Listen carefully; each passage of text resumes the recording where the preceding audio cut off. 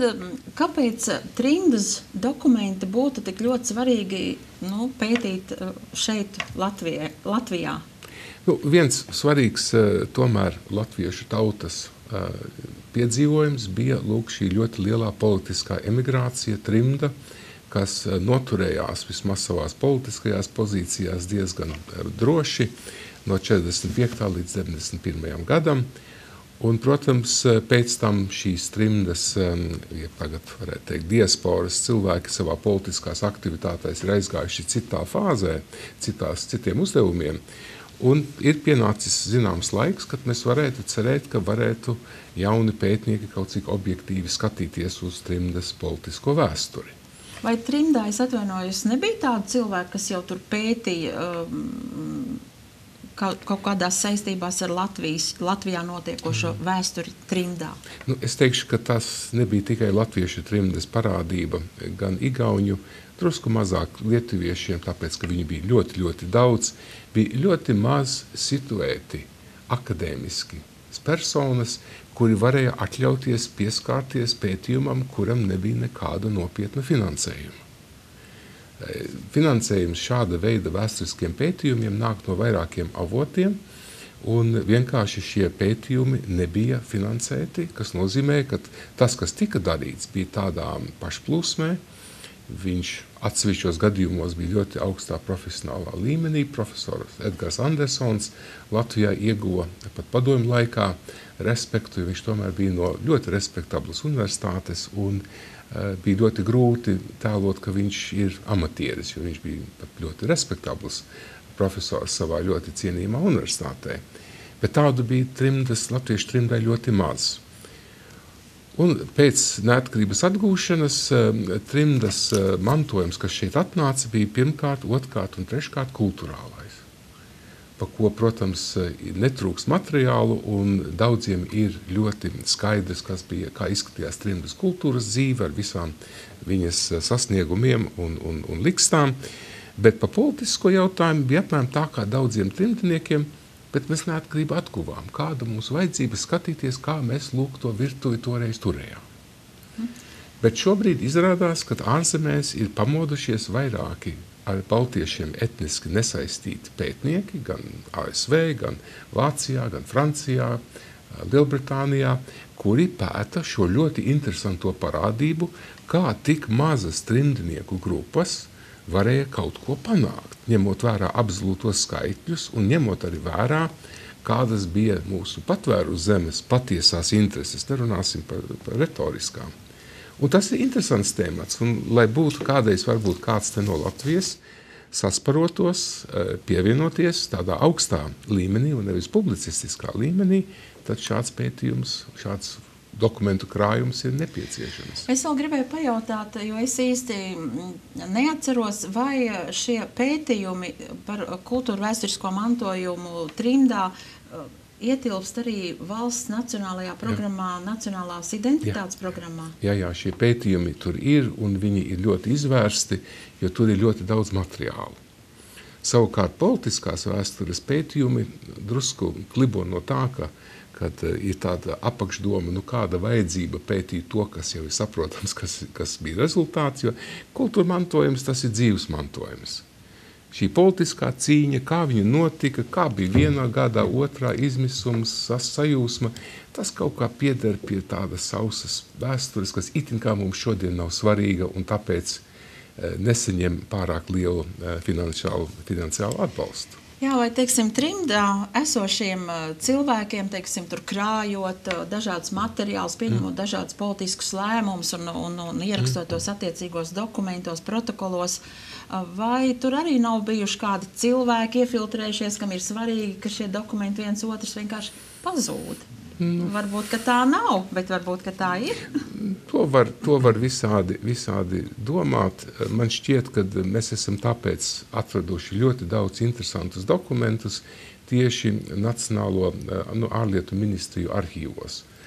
Mums personīgi esmu bijis Francijas, arī Lielbritānijas attiecīgajā arhīvā, Kanādas arhīvā, skatījies dokumentus, citi ir skatījušies Vācijas valsts ārlietu ministrijas dokumentus. Un tur, protams, ir tas, kas viņu sasniedza. Un savā ziņā, kā konkrēti tas viss notika un kā tas dokuments tika uzrakstīts, tā ir tāda ļoti smalka nianse, pa ko var izvērsties publicistiski, bet tur ir ļoti grūti atrast kaut ko citu. Savukārt, kādā veidā šie iesniegumi būtiski ietekmēja vai neietekmēja vairāku nopietnu valstu politiskās lēmumus. Bet ietekmēja. Ietekmēja, bet to precīzo ietekmi mums ir tomēr vēl jāpapēta. Tas ir svarīgi zināt. Ir svarīgi zināt, jo, protams, tanī brīdī, kā tas viss šķita, ir viena lieta. Mēs arī zinām to visu bēdīgo pieredzi ar ASV prezidenta mūžīgo atkārtoto mantru. Mēs neatzīstam nekādu juridisko korekto aneksiju, bet šobrīd mēs neko nedarīsim. Saprotiet, lai saprastu, kas ir tas, un arī, lai aizietu un intervētu visas tās personas, kas ir gatavas runāt un ir izteikušās, ka faktiski jau kaut kas cits tika darīts. Bet tas viss ir kaut kas, kas prasa tādu bezkaislīgu vērtējumu, jo kaislīgos vērtējumus jūs internetā varat atrast. Tu Dievs, cik daudz par to laiku. Tas gan. Un jūs esat Baltijas strateģisko pētījumu centra vadošais pētnieks. Jā. Gribētu zināt, kā izskatās tā trimdas vēstures un trimdas politisko dokumentu izpēta kaimiņu valstīs, Baltijas, citā pārējās divās valstīs, Igaunijā un Lietuvā, kur mēs tur esam. Tur, diemžēl, mēs esam goda pilnā 3. vietā. Arī labi. Tādā ziņā, kad kā kāds varētu teikt, vēl tā cerība nav, ka pētījumi sāks uzņemt lielākus apgriezienus, un daži jau ir parādījušies. Nav tā, ka nav neviena, bet ja Igaunijā, piemēram, vēstures fakultātē ir obligāti visiem uzrakstīt studentiem kādu referātu par Igaunijas trimdas kādu tēmu, Latvijas Valsts Universitātes vēstures fakultātē jūs tādas jautājumus neredzēsiet piespēlēts no vadības puses. Lietuviešiem savukārt ir emigrācijas institūts, kurš ir daļa no Vitauta Dižā Universitātes vēstures fakultātes un kurš vēl papildus tādu īstu apsviedību ir pieskaņojis pētījumus par lietuviešu politisko trimdu ar pētījumu par šodienas lietuviešu diasporu. Jo šodien lietuviešu, latviešu, baltiešu diaspora ir daļa no mobilitātes, kas ir saistīta ar Eiropas Savienības pilsoņu kustību, un tātad viņš vairs nepretendē tikai uz nacionāliem avotiem, bet viņš var pretendēt uz šiem lielākiem finansiem un arī izraisīt lielāku interesi.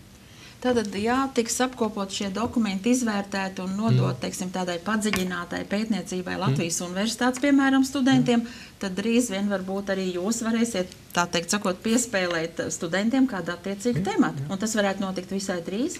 Šobrīd ir 3 studentes, kas ir saņēmušas budžeta vietas, doktoranti, kas pēta trimdas jautājumus.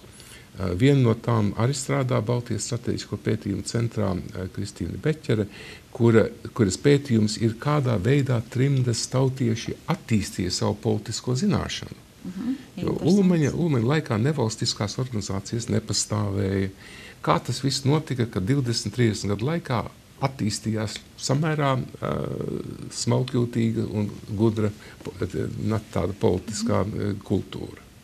Jā, tātad lēnām jau ienāk šie temati. Jā, un vēl jau būs citi noteikti. Un svarīgi ir ne tikai, teiksim, Latvijas zinātnieku vēlme, bet svarīgs ir arī, protams, trimdas latviešu atbalsts. Un kā jūs tos dokumentus varētu palīdzēt tur apzināt? Mēs vairākos līmeņos piestrādājam pie tā pašlaik, jo tomēr tur ir jāiestāst publikai, sabiedrībai, cik tas ir vērtīgs un tā. Un pa daļai mums pašlaik mums ir tāda darba grupa zem PVLA valdes, un es esmu priekšsēdis tam, bet tur mēs arī skatāmies, kā mēs varam pieiet pie tās lietas, un šonedēļ mums bija tāda sēde tai grupai, un atkal no visām mītņu zemēm. Katra valsts drusku savādāk strādā ar saviem materiāliem. arhīva princips, kuram ne visi piekrīt, bet arhīva princips ir tāds, ka tie materiāli, kas ir radīti zināmā vietā, tiem vajag arī tur palikt.